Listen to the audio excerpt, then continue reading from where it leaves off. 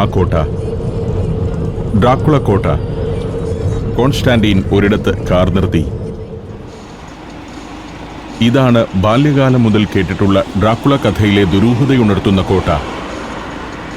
Bran castle എന്ന് ഔദ്യോഗിക നാമമുള്ള ഈ കോട്ടയിലാണ് രക്തപാനി എന്ന് ലോകമെങ്ങും അറിയപ്പെട്ട ഡ്രാക്കുള പ്രഭു ജീവിച്ചിരുന്നത്.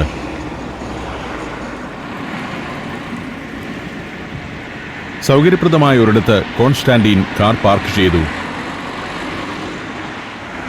ബ്രാൻ എന്ന ഗ്രാമമാണ് ഇത്.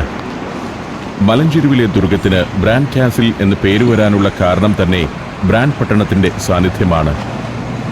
ബ്രാസോ പട്ടണത്തിന്റെ അനുബന്ധമായി മധ്യകാലത്ത് വളർന്ന പട്ടണമാണ് ബ്രാൻ.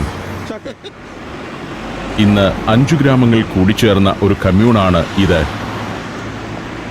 മലകളിലും താഴ്വരകളിലുമായി 60 ചതുരശ്ര കിലോമീറ്ററിൽ പരന്നുകിടക്കുന്ന ബ്രാനിലെ ആകെ ജനസംഖ്യ 6000-ൽ താഴെയാണ്. ഇപ്പോൾ ടൂറിസ്റ്റുകൾക്ക് മാത്രമായുള്ള ഒരു പട്ടണമായി മാറിയിരിക്കുന്നു ബ്രാൻ.